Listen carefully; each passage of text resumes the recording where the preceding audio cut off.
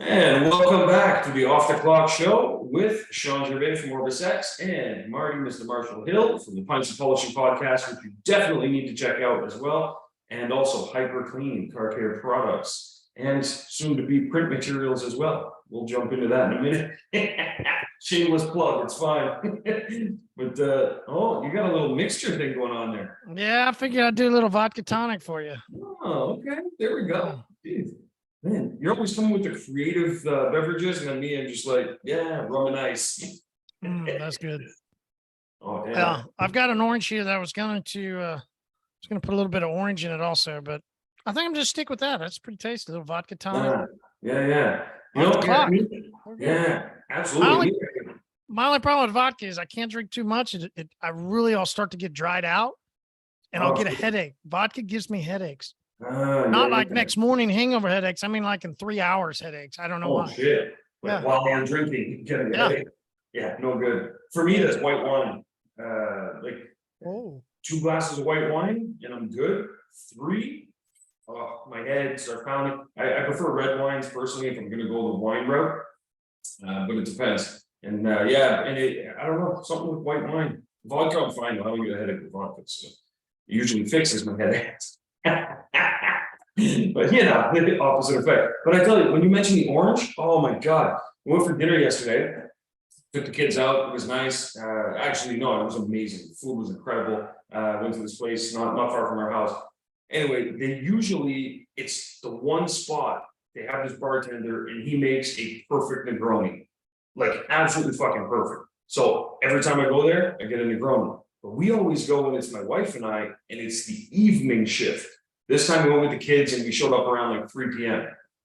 So, I was like, not the same guy. Probably here. I ordered a Negroni. He was not there at all. So they bring it out to me. So usually my Negroni, it's got the little orange slice in it. They brought it to me with a maraschino cherry. And I tell you, that little cherry was like a bomb of disgustingness. Like it was so small, but it was enough to just explode in the whole. It tasted like I was drinking grenadine. I don't know. I don't mind grenadine in the right amount in the right cocktail, but in my Negroni, I wanted that bitter taste, and then the orange peel usually cuts that a bit. But it was brutal, and it was $17 for this cherry Negroni. Anyway, You ever do a grenadine swirl in your margarita? No, actually. Interesting. Okay. Geez, man, I didn't expect you to know more cocktail secrets. Yeah, because usually I see, you've got the beers and My bored random job when I got out of college, had no idea what I wanted to do. And I was working for a hospital as a courier, moving blood and pick up blood and doing stuff like that. Shit. Jeez. And I was bored as hell. And so I got a night job too, because I had no idea what I just wanted to work, right? I didn't have hobbies, it was in the Midwest in Oklahoma, right? Like this was late 90s, early 2000s. I don't know. Just fucking kid broke, just kept working, right? Like, and one night at the restaurant that I was working at, they go, "Hey, the bartender didn't show up. I need you to hop in." I go, "What?" Like, just like that. Just like that. Holy had shit. Instructions. I just was looking up cards, trying to figure people would order shit, and I'd have to run over it because I didn't know all that stuff. I didn't know how to. I mean, I drank a few beers, right? Like I didn't have to make that shit. Yeah, and we had orders on the fly, like that's still And we had a margarita, a frozen margarita with a grenadine swirl that I made on a regular basis. Oh shit. I used to have the recipe down out of memory to make, and it's a very popular, even here today. The restaurant is still around, still a very popular margarita. And I didn't remember it after drank a few too many margaritas since then, you know what I mean? But but I used to make a really damn good margarita. Fuck, man, that's wicked, man. What a good story too, like that, because for me, people's history, like how they got to where it is. A lot of people see like things today, and they're like, "Oh, you started this company," and they're like, "Oh, that must be where you developed your work ethic or something." But it starts a long time ago, For me, I always had it. It's funny. I talked to my wife about it. There's less pain as my body's healing itself. More of my mental capabilities are coming out because I don't have to think about my body pain as much. And she's starting to realize that. And it's like, yeah, ever since I was a kid, I was in every sport. I did everything. I worked even then. And in college, was in 2 sports, and I worked, and I took class. Like, I think I even had 2 jobs at one point in time, plus sports, plus college. Like, that's just the way I've always been. But it wasn't, I don't really even know if it's a work ethic thing. I honestly think a lot of it's just, I get bored. I just can't sit still. I get bored, and I hate being bored. I always like trying something. I always like doing always something. For sure. And what does that translate into? Work, right? Like, Absolutely. I can just keep working more. Oh, okay. Let's do that. Perfect. Let's go. Yeah. As a mobile detailer, that's why I had a trailer with a hot water burner. I mean, I clean concrete at night, and would wake up and be back at 7 o'clock at some people's offices to clean cars at their office, then out doing stuff all day, and then restaurants at night again. I mean, that's just the way I've always been. It's true. Yeah. And that part right there too, I always found fascinating. Like, I was never a mobile detailer. We opened straight from a shop. But I always found it fascinating when, people are wondering, like here in particular, it gets cold, so they can no longer do, mobile detailing work unless the people have an enclosed garage and so on and so forth. And they're always like, well, what should I do in the winter? And I'm like, you should take care of that other big ass asset that they had in their driveway. The one with no wheels. That's the triangle on top. And so I always found it was just funny to me. It's like, take care of the car, but then find something you can do for their house too. And there's so many different things you can do. And that's where pressure washing concrete, stuff like that, siding, you name it. Fences, decks. Yeah, exactly. Like even myself, like the guy that came here initially to cut our lawns and stuff like that. He was doing a terrible job of upselling to me, but I knew he takes care of our neighbor already. So I was actually upselling myself because it was a benefit to me. I didn't want to do certain things like eavesdrop cleaning and all this stuff. So I was like, hey, could you also do this and do that? And if he made that part of his sales process, man, he could have taken my entire wallet at the time. I could do this and I could do that, and he's good to go. But yeah, so no, that's great, man. But all right, so I gotta jump into something. I know we usually do funny posts and stuff, but I need to know. You had a podcast episode, and you guys have some exciting news, and you left us all on a cliffhanger, except for those that saw the podcast today. But I missed the one today, so I need to know what's the exciting news. Yeah, I mean it really is exciting because, given like what we just said, right? Starting in the industry as a detailer, always then providing products that then would be used for detailing. I have spent plenty of time, owned a car wash, built a distribution company selling massive amounts to dealerships and car washes. But there's not a company out there that manufactures products specifically for simply detailing. If somebody thinks that there is, we offered this out there too. Come on to the Pints of Polishing podcast. Send us a message. Come on, let's chat. And if you go look at everybody's history, they're making products for dealerships or for car washes. And listen, there's company where people are like, oh, this brand, they got detailers all over their stuff. Some guy's signature. Yeah. Their dad built the company and did it all with car wash business. So the company still is heavy in the wash business. That's why their spray is basically a drying aid at the end of a tunnel wash, right? It's basically the same formula, right? So we're specific in the way we design. And, the big announcement was how we're going to be able to increase our manufacturing, and going into discussions with the state of Oklahoma. We have other people that have come on board trying to figure out how we can grow out to be a much larger manufacturer of detailing specific products. And we will be the only one. Right now we're manufacturing small batches. I got, if I spun my computer around, you could see some stuff. If we went back to the warehouse, I'd show you these little stuff. So now we're trying to go into the big manufacturing of it all, and we're excited about it. So man, that's amazing, man. Congratulations too. Jesus. Thanks. Man. And that's a pretty incredible distinction, I would say, because like But for example, I look at it kind of like my CRM. There's other CRMs that are out there, but they're built from a software mindset.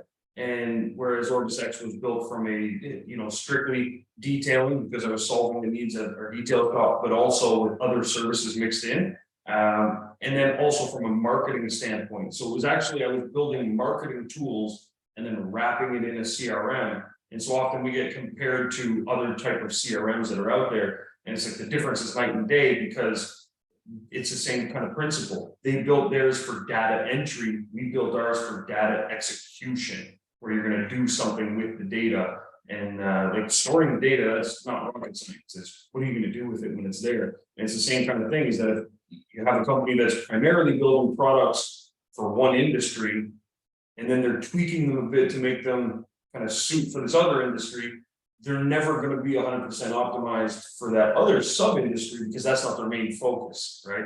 And it's difficult for them to switch from that bread and butter to be like, well, we're going to just chase this vertical instead. It's so that's, and they're going to forever go that trajectory. So I think that's a big distinction that you've got there. Congrats, man. Okay, nice glass too, by the way. Community, I got to get myself one, that's for sure. Community. Yeah. So, any fun posts you seen recently? No, not fun. The only post, it wasn't really fun. It was just I sent you the one from inside the group. Thought, it'd be fun to chop up something that was posted in your group, so. Yeah, absolutely. Yeah, there's a detailer kind of went through a hard time with a customer. So a quick recap on the story is I think he's been going through some challenging times with some customer. Oh, hold on, there's 2 posts ahead. And I think I'm actually confusing one of them. Let me see here. Because there was the one guy that messaged me about, let's see, this one, we're in detail business. Okay, yeah, this is the same guy. Okay, yeah. So running a detail business and having a hard time dealing with the smallest of complaints. So he's doing a great job, doing what he feels is a great job. Customer will maybe have a couple complaints about, like, oh, everything's great, except, this and this and this I didn't really like, and stuff like that. It kind of took the wind out of his sails, kind of made him start questioning, his business, his passion for it, what he's doing, how he's doing it, his customer base. He seemed kind of lost at times. Now, the great thing is the group is great. As you can see, tons of people came, and started giving him words of encouragement, advice, and stuff like that, which was great. It's a lot different than other groups where you post something like that and people come in and they're like, suck it up, bitch. So it's nice to see that there's a community out there where, people can actually come in, community, yeah. But yeah, so my reply back to him was a few things. It was, I gave him some words of encouragement, like, I'm sure that can take wind out of your sails, but it's in the trajectory of your entire business. That's going to be a very small blip as things go. And it's important to realize that. And I actually saw a post recently, which summed this up really well. A guy who was a teacher, and he took a little jar and he put some golf balls inside. And he said, is this glass full? And they all said, well, yeah, it's full, because he filled it full of golf balls. He says, okay. And then he took out these tiny little marbles and he poured them in. And they all went in between the golf balls and said, how about now? Is it full now? And we're like, well, yeah, it's full. And then he took out a bag of sand and dumps the sand in it, and the sand goes in between the golf balls and the marbles and fills it up full. He says, how about now? Is it full? He says, well, yeah, now it's full. He says, okay. He pours water in. And then he pours water. Actually, no, he stopped there though. And he said, so I know. Wasn't full enough. Wasn't full enough then.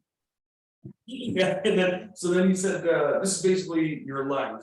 And the golf balls are the important things, your family, your friends, your hobbies, things like that. And the marbles, those are other things that, your car, your house, like all these kinds of things.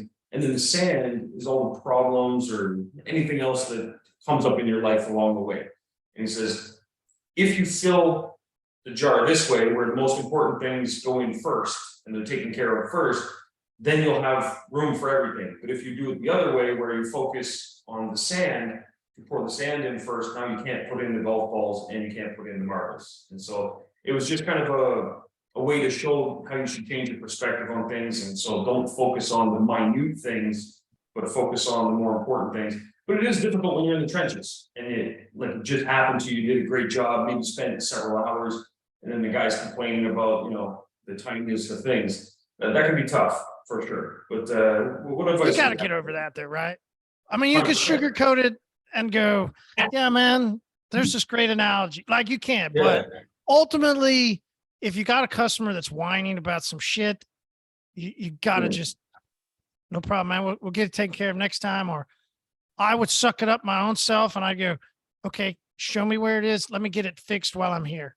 I mean, come on.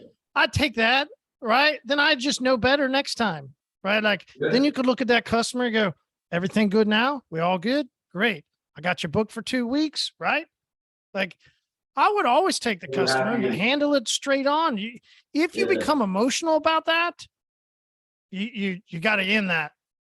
Not in the emotional part. You got to end the relationship, because this should not be emotional. This should just be business, right? They paid you for a service. They're not happy. They're a customer. You need to handle it. Like, I don't think there's any sugarcoating around that. Now, if the guy's an asshole customer, then it's a different same story. thing, right? You got to end it. So either you got to take yourself out of it. And there was customers that I couldn't handle. I would always have somebody else be the person that dealt with them. And that's fine. Like, just handle business. It's still business. Like, it's true. And that is one area I do feel where, like, organizations that are a little bit larger than solopreneurs have an advantage in a few aspects. Like, number one, we rarely get asked for discounts at our shop because they're not talking to the owners, right? So when they're talking to an employee, someone will ask, but then it's really easy for our staff to just be like, look, that's the price. I can, see what I can do, talk to the bosses or whatever, but that's it. But they don't really hand us about it. But then also when it comes to dealing with problems, the guy that's doing the detail work versus the girl who's checking them in and the girl who's like writing up their invoice and stuff, there's that separation there. So if they have a complaint, they're not talking directly to the person that did the work. So it's kind of an advantage there. But my advice for them was stick with something similar to what we do at our shop with the 3 wishes, where we ask the customer, like, if I was a genie, what 3 things could I fix? They tell us, and then boom, that becomes our focus. And then that way, if they complain about those things, I'm having a serious discussion with our detailer, 100%. But if they complain about something else, that's where we can lean on that. We can say, no problem, we'll get it fixed, and we just do it. But then, because obviously, why not? Why argue about it? It's a waste of time. But we'll let the customer know, look, the reason that maybe this was an oversight was because we asked you the 3 things you really wanted us to focus on, and that's where the majority of our time and focus was spent. So it makes sense that something like this, maybe we didn't have time for that, or it was just overlooked because we were focusing on this. It's a good way to handle it. But you handled it. Yeah. I think that's the education point for this guy. Like, like, it's true. You gotta just, if you're and this is really, listen, Nick, my partner Nick says this all the time on Pine Sponsors podcast. Like, there's levels to this game. Some people ultimately need to realize that they shouldn't be an owner. If you can't handle somebody having an issue with your service, listen, detailing is a really fun hobby. It's a really, really fun hobby. I love to still go out. I have scheduled after we're done with this call. I've got some products that I've been working to tweak a scent and some things that I'm trying to finish out on my side. And I'm so excited about going out and cleaning my Jeep. Like, purely not as payment, right? Just the enjoyment of cleaning. If you're that kind of person, just make it a hobby. It's going to be a much easier life for you, because if you're in a social media group complaining about a customer having an issue with, you probably should go get a job and just do detailing as a hobby. It will be a much easier life for you. Because complaining, like You'll never get away from complainers ever. Yeah, like there was one guy one time that bothered me, but not in this way. I'm trying to think of an example where maybe someone got me to that point, but there was definitely a job we did one time, spotless. The car was absolutely spotless, and then the guy, when we pulled his car out, took out one of those UV flashlight things. And he's literally going under the seats and everything like this. And, he started to complain about this and that and everything. And so the main detailer that was working on the car that day, he was bothered by the fact that his work was being scrutinized to this degree. And I just kept explaining, I was just like, just let him do his thing. Let him do it. If that's what he feels he needs to verify that he got this kind of a clean, let him do his thing. And I guarantee he's gonna find something, but that's okay. Let him find something and then we'll just fix it. But then when he started talking to me, the guy, he was pretty abrasive and everything. And I eventually told that guy he just needs to just leave. We gave him back half his money and just said, look, just don't come back here again. That's what you can do for us now. He got under my skin, but more just the way he was talking to myself and the other, guy that was there. But yeah, I don't know. I think 15 minutes later, I was just like, anyways, so yeah, I think it really comes with, and maybe that comes with time. I don't know, but I don't think I've ever really been like that. I think it just, yeah, I don't think anything's really. I've never taken it personally because at the end of the day, I realized very early when a customer complained, if I didn't handle it, I might not have that customer, and I took every customer serious because I needed their money. Yeah, my and business needed their money. The cost of getting a customer is extreme. Exactly. So I made sure if I was a mobile detailer servicing their car, if I was a car wash owner, operator, running a detail shop and a car wash at the same time, I always made sure every customer had their shit handled. You value customer. If you really don't value customers, you shouldn't be in a customer service. Yeah. That's the key word here. Service. Like detailing, do it as a hobby or get into distribution, right? Maybe you're better at selling a product instead of having somebody complain about your service. It might be easier for you, right? There is some psychology to this. There is some realization about people's mindsets. Yeah. You might actually be better at the product and the sales side and running that style versus the service side and having to serve another person. Yeah. Service is the hard word that not everybody in auto detailing likes to hear. It's a service-based business. Absolutely. Period. Yeah. And customer facing, you're dealing directly with the person, it's not like a third party that you're doing something for. So you're directly dealing with that person. And, but yeah, I had the same kind of things with our web design company. Oh my God. People used to all kinds of, I think that should have been purple. Okay. So you make it purple. You didn't choose the right kind of purple. It was just never ending. It was always a thing. But I didn't really care. First off, we were billing them for every revision anyways. So take your time, go for it. But at the end of the day, it was nothing personal. It's just they're expecting a certain product. And if your version of what they're getting and what their version is differ, that's where the conversation should have been had in the beginning to establish those expectations. And then that way nothing's taken personal. You said there were some other questions and stuff. Oh yeah, so the one main question I had from the guy was this one actually, but then you would send me the same post. Oh, it was the same one. Oh. Yeah, same guy, yeah. But which was good. He worded it differently, but then he went and posted about it too. So I was like, oh, okay, well, cool. We can deal with it straight away as well. But yeah, so I do have a tip as well today, and I will, unlike most days, stick to just a tip. I can't always just give it all away. Can't just, but yeah, so my tip actually has to do with kind of this post in a way, and that is my advice for people is to everything in business, you have to think like Disney World. So Disney World, Disneyland, basically they're always on scene. Everything is on scene when they're talking with the visitors to the parks and things like that. When they're in character, they are on stage. And I think with business, a lot of people are concerned about taking people backstage, and they don't want people to see more of the company, how they do things, the products they use. There's a lot of secrecy around a lot of guys, I find.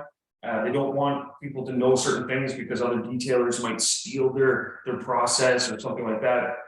And I'm encouraging people to, for the sake of your business, take people backstage. And what I mean by that is start filming your processes, the chemicals you use, everything, break it down to a science, because reality is, even if someone else sees that, it's not like they're gonna be able to open up a business right next door to you and compete directly with you, because they're not gonna have all the other pieces that you bring to the table, right? And so that's where it goes to who you are as a business and a business person.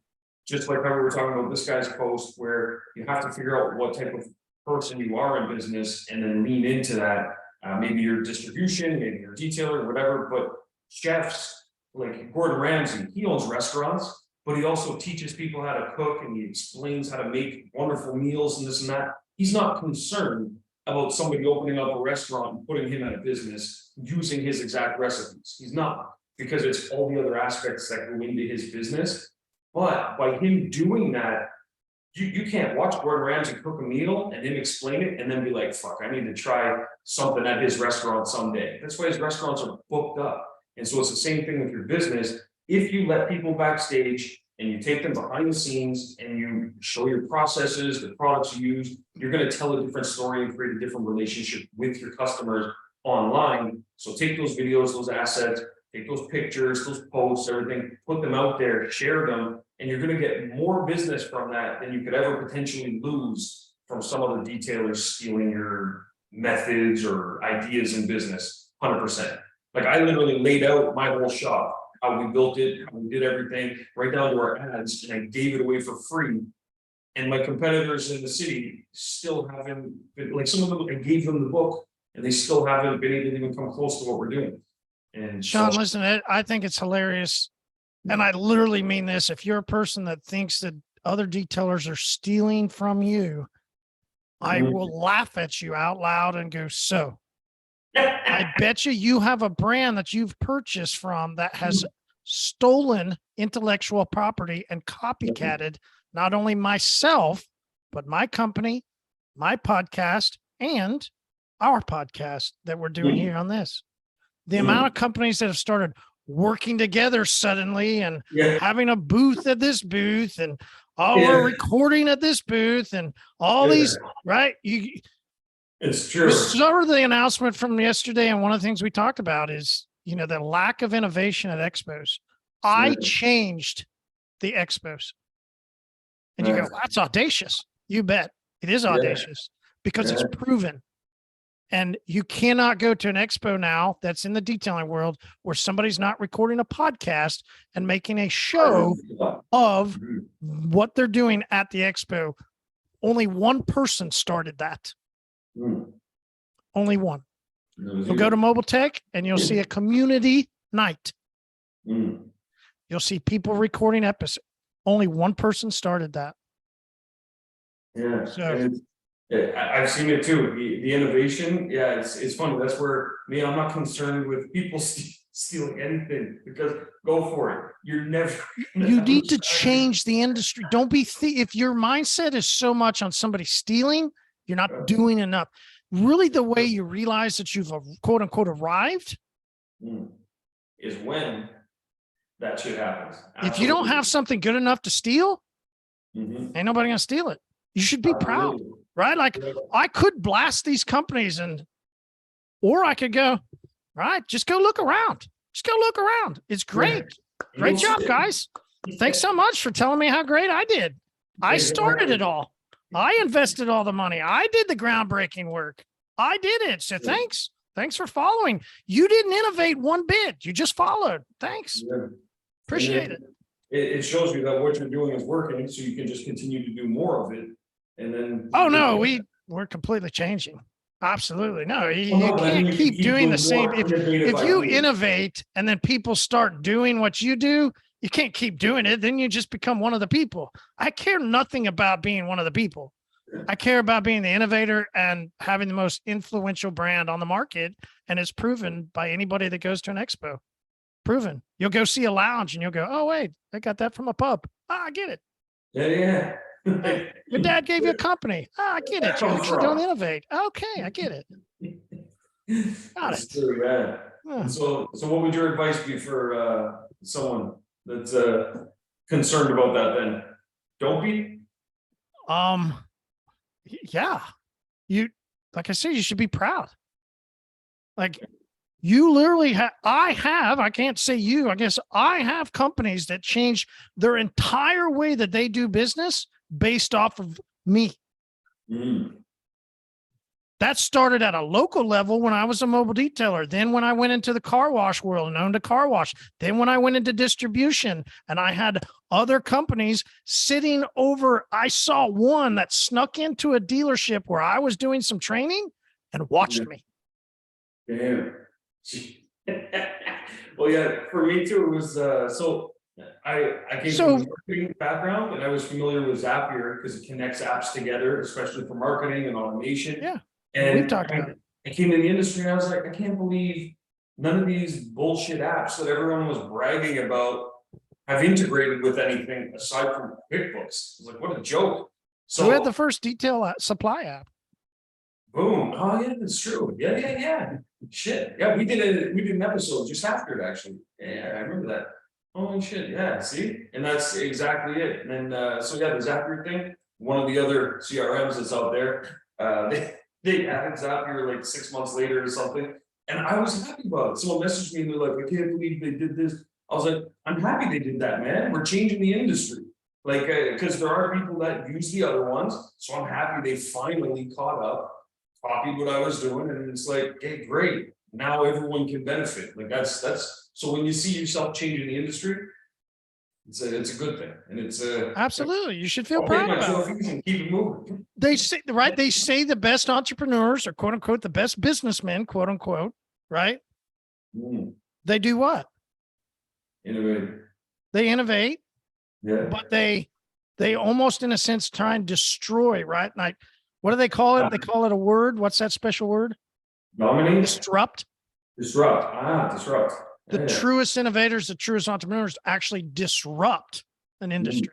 They disrupt things with their ideas, with their innovation, with the way things used to be. And then it just. Yeah, it's true. So if you got somebody trying to copy you, consider yourself a disruptor. A little pap on the back. Yeah, just if somebody takes time out of their day and their business to copy what you're doing, geez, who was I? Just a little old dude from Tulsa, Oklahoma. Goddamn. Ding. Yeah. All right, so here's my tip. And my tip is let's say it's Marshall's second law, right? All right. Marshall's second law, and I'm piggybacking Newton's second law. Newton's second law, for all of us who didn't do so well in school and need Google, and then, where your part that says Google, tell me really, translate it for me even more. Basically, in a sense, is wherever force is being applied to an object, then that object's going to go opposite of the force, right? Like you touch something, it's going to go the opposite direction of which you touched it. Meaning forward, right? If I touch it forward, it's going to go forward. If I touch it back, right? It's going to move. Yeah. It's pretty simple.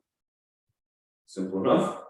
Let's throw that into similar to what this guy had a problem with customers, or, you got an issue with the customer. Something happens on the vehicle. Something's happening in your business. I talked to a guy last week. This is where you get the good old Midwest and Southern part in you. You go, oh, bless his soul, right? You ever hear that? Bless your soul. Well, that means you're a fucking idiot and you're in trouble, right? So if anybody ever tells you, oh, bless your soul, that just, anyway, I felt sorry for the dude because, I gave him some time, tried to talk through what he was doing with his business. And I realized it later, conversation was over. Later that night, and Saturday morning, it kind of really hit me even more. And I realized what his problem was. His overall entire problem was. Every single thing that we talked about was negative. It drained me so much that that's when I realized it was, I get it, awkward, but I was in the shower, right? Decompressing from the day, hot shower, relaxing, had a beer. I love beers in the shower, right? Like taking a nice 15, 20-minute chill break. And I go, wow, it had put me in such a stupor, his negativity. And I just go, all right. There's another book that I want anybody that likes to, I don't read, but I listen and I use Audible, The Happiness Advantage. This comes from him. For every 2 things that you have negative, for every 1 thing that you have negative, you have to have 3 things. So it's got to add 2 basically, right? So for every 1 negative thing, you got to add 3 things positive. Anything that happens negative to you, then you need to counter it with 3 things positive. Okay. The purpose of the Marshall's second law, to go through the customer issues, to go through if you got bad problems in your business, to go through it, right? Is if you got something negative, bad happening, you will actually begin to produce negative, bad things. It's a law. There's no way to get around it. If I mentally constantly think negative, what will happen in life, Shawn? Negativity. Negativity. What will I see more of? Negative things. Negativity. We all know this to be true because if you started looking for a Ford Expedition that was blue, if you started looking to buy a Toyota Tacoma that was red, what will you start seeing? You're going to see those Tacomas everywhere. Yeah, it's true. It plays out, right? And you go, oh, I didn't change the way these people bought vehicles. No, but your perception of what's happening around you will gravitate in a direction. And so your mind becomes capable of forcing momentum in the direction that you want it to go. So if you keep talking negative, your direction will be negative. So if one moment you hear negative or something happens negative, you begin to counter it with 3 positive things. And that's in all aspects, whether that's your relations with your customer, whether that's your business, whatever it is, whatever negative thing you're going through, force the change, because by law, it won't change unless you force it. You have to change the direction that you're wanting the object to go. Right now it's going negative. So you got to change it. And the only way to change it is 3 positive things. 1's not enough. 2's not enough. 3 will change the trajectory so that you can move it back to positive, and your business, your relationships, your life, your mental, everything in your life begins to come aligned to the positive side when you continue to add more positives. And you go, I'm not a positive person. By law, then you will transcend and you will continue to produce negativity. If you don't figure out a way to mentally start adding in positive things whenever something goes wrong. Yeah, that makes sense, man. Community. Martial law too. Community. I like that though. It's important, because and I agree, it's easy to get stuck in a slump, where everything just seems negative, why do bad things always happen to me? And it's because you're always looking for that negative outcome, thinking that negative outcome is going to come. But when you think positive, and that's where as silly as it may be, but those people, like my mother-in-law, she's got on her walls tons of these like inspirational posters and all that kind of stuff, and she starts her day like that. But she does this really cool thing. She has it's not a vision board, but it's an appreciation board. So when I first saw it, I thought it was a vision board. So there's a bunch of stuff on it, and she said, no, she said, I'm appreciating all these things. And she's like, she doesn't necessarily live in the mansion she wants, but she's like, oh, my friend so-and-so bought a mansion last year. So she put a picture of it on the board, and she's like, no, hear me out. So she puts appreciation things in her life, people that are doing well. But then I saw this board over the last 10 years change because she was just surrounding herself with all this stuff. It started to have more pictures of her own things on it that were positive things. So it wasn't like an overnight thing, but she came from a place when I first met her that not a dark place per se, but it was just, she wasn't sure, she wasn't where she wanted to be, wasn't sure this and that. And then now she's got her dream job. She's teaching at a university, and she's having a good time. She accomplished a lot of things she wanted to do, and it all started from changing her outcome. So I think that rule of 3 makes sense, because she didn't just replace it with like one thing for herself. So she was peppering this board full of positive shit. And anyway, it's my own little relation to the story. It makes sense. Yeah. It was nice. See, brought it all full circle. And I only did one tip today. Community. There you go. It's all we can handle, Big Sean. Yeah. Oh, you wouldn't survive. Oh, good. Oh man, Marty, thanks, man. I appreciate you. This was a good one. So once again, thanks for all you do in the industry too. You know, and not just the innovation in those ways, but also being there specifically for detailers as well. So much appreciated. And I gotta be honest, we had our first couple little bits of not snowfall, but it's colder rain. You know, it's supposed to snow tomorrow. And I tell you, that glass coating has been phenomenal. So that's all I'll say. Absolutely. Yeah. That plus I changed my wipers, got some new wipers on there. Pretty awesome too. So yeah. Anyway, the mixture, that's it. Because me, I'm all about road safety, you know. But anyway, that's for another story. Thanks for the glass coating. Much appreciated. All right, guys. Well, appreciate it. Marty, I'll see you next week. And we'll be dropping more tips for you guys. See if you can handle it.